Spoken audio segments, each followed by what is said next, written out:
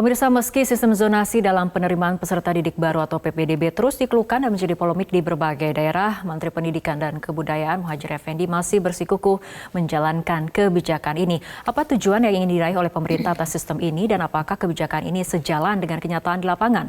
Telah hadir di studio Ibu Katarina Mulyana Girsang, staf ahli Menteri Pendidikan dan Kebudayaan bidang regulasi. Selamat malam Bu Katarina. Selamat malam Mbak Fitri. Dan kita juga telah bergabung dengan salah satu perwakilan wali murid atau Dewan Pendidikan dari Surabaya, Jawa Timur, Bapak Ferry Koto. Selamat malam, Pak Ferry. Selamat malam. Ya, kita ke Bu Katarina terlebih dahulu. Bu Katarina, mengenai penerapan zonasi PPDB, sebetulnya di 2019 ini merupakan tahun yang ketiga. Tapi kalau kita lihat, masih terjadi kekisruhan di sejumlah daerah, masih menjadi polemik di masyarakat, khususnya di orang tua murid. Apa yang salah? Jadi kalau kami amati sejak 2017 hanya baru merupakan pilihan, 2018 belum sepenuhnya untuk melaksanakan sehingga kami melakukan uji publik dengan daerah dan akhirnya dikeluarkan perbaikan di Permendikbud 51 2018. Yang kami amati bahwa ketika menetapkan zonasinya, daerah itu belum menghitung berapa lulusan SD negeri yang akan ditampung atau berapa lulusan seluruh SD yang ada di dalam zonasi tersebut. Tapi apakah setiap tahunnya diberikan arahan kepada Pemda bagaimana kemudian menghitung mengenai keperluan sekolah, jumlah pendidik, apapun penduduk usia sekolah seperti itu? Jadi model penetapan zonasi sejak Permendikbud 17 2017, 14 2018 dan 51 2018 itu tidak ada bedanya, sama. Jadi kita sudah tegaskan dihitung dulu berapa jumlah lulusan SD yang akan ditampung dengan menghitung berapa ada SMP swasta, ada berapa SMP keagamaan, dan ada berapa SMP negeri yang akan menampung sisa dari mereka. Nah, ini yang tidak dilakukan. Artinya menurut Anda ini adalah akibat ketidakcermatan dari Pemda? Ya, jadi bukan ingin menyalahkan, tapi faktanya memang demikian. Kalau kita lihat mengapa demikian, karena tadi yang tidak tertampung sangat banyak. Kalau itu dilakukan, maksimal 2% mungkin yang tidak tertampung. Oke, kita ke Pak Ferry. Pak Ferry, bagaimana tanggapan Anda terutama sebagai wali murid tadi mendengar pernyataan dari Bu Katarina?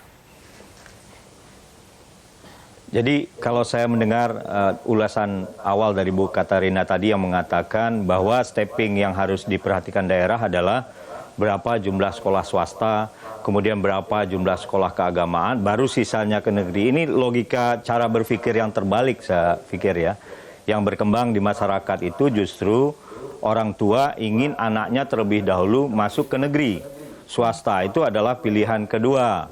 Nah itu yang harus pemerintah perhatikan bahwa memang tidak bisa dipungkiri bahwa persepsi di masyarakat ke negeri itu adalah pilihan yang terbaik baik SMP maupun SMA. Jadi tidak bisa kemudian logikanya adalah menghitung dulu swasta dan kemudian berapa sisa ke negeri. Terbalik ini logikanya kalau menurut saya. Bu Katarina? Karena kan yang dihitung juga SD lulusan swasta, SD lulusan keagamaan juga, gitu. Jadi kita hitung semua. Ya, jadi kita juga tidak boleh mengabaikan sekolah swasta yang ada, yang sudah ada di situ. Jadi kita hanya menghitung, karena bisa saja dari swasta pindah ke negeri, dari negeri pindah ke swasta. Kan itu dimungkinkan juga. Mungkin tidak di Surabaya, tapi di kota-kota lain hal itu tersebut dimungkinkan. Yang kita hitung bukan mereka memilih dulu swasta, lalu memilih negeri, tidak. Tapi melihat daya tampungnya, gitu. Jadi karena dalam PPSPM, kalau dia tidak tertampung di negeri, ya, kalau dia tidak tertampung di negeri, pemerintah daerah wajib mengalihkan sekolah swasta dalam zonasi. Ini memerintahkan PP 2 2018. Baik, Pak Ferry. Ya, disitulah masalahnya. Sesungguhnya pemerintah tahu bahwa daya tampung di negeri itu tidak akan mencukupi jumlah lulusan yang ada di SD ke SMP maupun SMP di SMA. Problem inilah yang paling mendasar sesungguhnya harus dikaji. Nah, kalau pemerintah lewat Permendikbud 51 2018 menekankan bahwa penerimaan atau PPDB itu berbasis zonasi dengan seleksi berbasis jarak, inilah yang disebut ketidakadilan. Sudah tahu sekolah itu terbatas, kita memaksa anak-anak diseleksi berbasis jarak rumah. Saya ambil contoh, kita punya data sekarang tentang PPDB SMA. Mungkin bisa ditampilkan, tadi saya serahkan. Itu terlihat bahwa dari jumlah sekolah yang ada di Surabaya sebanyak 22 yang sebarannya tidak merata, itu ada di satu kecamatan 6 sekolah. Sementara sekolah-sekolah yang lain itu ada tersebar-sebar tapi tidak merata. Sehingga kemudian terlihat di waktu seleksi PPDB zonasi, kita lihat ada satu data yang kemudian kami buat. Nah, ini bisa dilihat, ternyata banyak blank spot di Surabaya. Jadi kalau basis seleksi anak-anak itu ditetapkan berdasarkan jarak rumah orang tuanya, maka yang terlihat seperti ini. Baik. Hanya sedikit anak yang akan bisa masuk ke sekolah. Oke, baik Pak Ferry, kita akan langsung tanyakan tanggapan mengenai jumlah sekolah dalam suatu zona dengan jumlah penduduk usia sekolah. Ini bagaimana permasalahan ini diselesaikan? Tanggapan dari Bu Katarina kami tunggu, tapi kita ikuti jeda berikut terlebih dahulu. Pemirsa, kita lanjutkan kembali perbincangan Bu Katarina mengenai jumlah sekolah yang tidak merata ataupun tidak seimbang dengan jumlah penduduk usia sekolah dalam sebuah ataupun dalam suatu zonasi. Ini bagaimana? Jadi problem yang di Surabaya ini bukan hanya problem di Surabaya. Di Jakarta juga demikian dengan kota-kota penyangganya Bekasi, Tangerang. Dan sekarang pemerintah daerah kota Bekasi itu dengan zonasi melihat bahwa mereka kekurangan sekolah SMP. Dan itu dibangun 7 tahun ini. Karena zonasi sudah dimulai dilihat dari tahun lalu kan. Nah ini pemerintah daerah Surabaya kan harusnya bisa memprediksi sejak tahun lalu. Yang terjadi seperti apa, karena ini adalah tahun ketiga. Jadi memang mengapa problem SMP negeri kita lebih sedikit dari SD, SMA negeri kita lebih sedikit dari SMP negeri, karena selama ini anak-anak diseleksi dengan UN, sehingga disalahkan UN-nya tidak memenuhi syarat, sehingga pemerintah daerah tidak memiliki kepentingan untuk merasa perlu menambah sekolah. Nah dengan zonasi ini, itu kan kelihatan sekarang. Kalau ini tidak ada kebijakan ini, sampai puluhan tahun akan berjalan seperti ini. Artinya mendorong dari pemerintah daerah juga untuk membangun sekolah, sehingga kemudian jumlah sekolah menjadi merata. Seperti itu Pak Ferry. Jadi itu trigger. Menjadi trigger. Jadi begini, ini sepertinya pemerintah ingin mengorbankan anak dalam satu periode untuk tujuan mengingatkan pemerintah daerah. Seolah-olah pemerintah pusat tidak punya kuasa ke daerah untuk membangun sekolah kalau argumennya seperti ini. Padahal kan memang bisa. Menteri bisa instruksikan gubernur atau yang mengelola SMA atau wali kota yang mengelola SD SMP untuk membangun sekolah. Problem kita bicara ke fokus PPDB zonasi ini. Kan Pak Menteri meminta bahwa PPDB zonasi ini harus diterapkan untuk menghilangkan sekolah favorit. Ini argumentasi yang keliru saya pikir ya. Tidak ada hubungan zonasi berbasis seleksi jarak itu dengan menghilangkan favorit. Justru zonasi PPDB zonasi ini membuat hak anak hilang. Oke, baik, tanggapannya Bu Katarina. Jadi Pak Ferry mungkin belum tahu ya, dari Kemendikbud sudah menawarkan sekolah daerah tinggal siapkan lahan, kami yang akan bangun sekolahnya. Itu sudah diminta langsung oleh Pak Dirjen di Dasman pada waktu itu Pak Hamid Muhammad. Ya, jadi kalau memang Anda tidak bisa bangun, sediakan lahannya. Kan jadi makanya sekarang kita pikirkan bagaimana bangun sekolah itu kan tidak dalam 1 tahun. Ya, jadi dengan kan gini ya, dengan zonasi tujuannya kan perluasan akses. Kita lihat angka tenaga kerja kita paling banyak adalah SMP ke bawah. Mengapa? Karena tadi untuk ke SMA negerinya mereka putus dengan seleksi UN.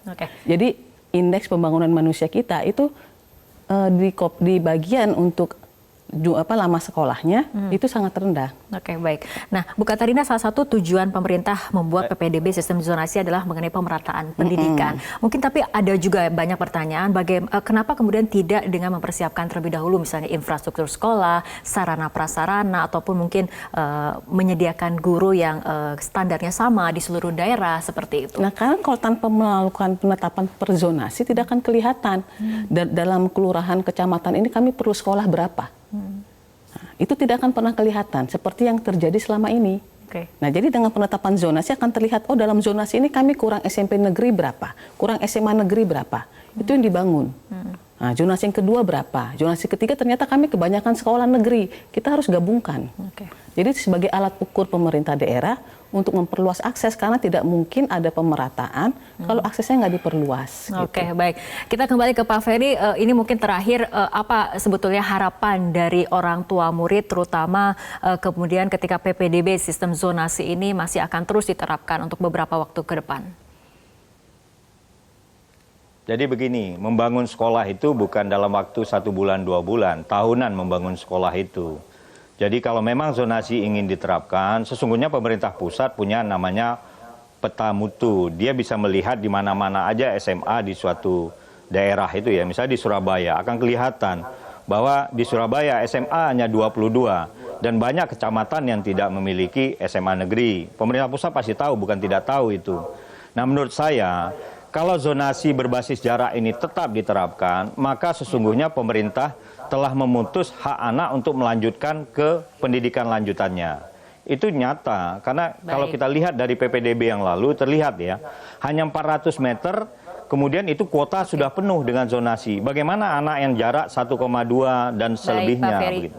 Oke, kita sudah tangkap apa kemudian menjadi masukan dan juga evaluasi dari orang tua murid. Artinya untuk pemerintah juga mulai PPDB sistem zonasi ini, apakah nantinya akan ada evaluasi dan juga sosialisasi mengenai kebijakan ini terutama kepada pemerintah daerah? Sebenarnya sosialisasi sudah kami lakukan sejak Januari. Bahkan kami sudah meminta juknis daerah dikumpulkan sejak Januari untuk mengevaluasi permasalahan apa di daerah jika mereka belum bisa menerapkan sesuai dengan Permendikbud. Terakhir dikumpulkan oleh Pak Menteri tanggal 14 Juni kemarin. Jadi sebenarnya persiapan sosialisasi kami lebih matang daripada tahun lalu. Oke, apabila kemudian kita lihat bagaimana saat ini diberlakukan di tahun ini, mungkin akan ada banyak evaluasi. Semoga nanti pada saat tahun depan diterapkan, ini situasinya akan jauh lebih matang dan tidak mengundang polemik lagi di tengah masyarakat. Seperti itu ya Bu Katarina. Baik, terima kasih Bu Katarina dan juga Pak Ferry telah bergabung bersama kami malam hari ini dalam Prime Time News.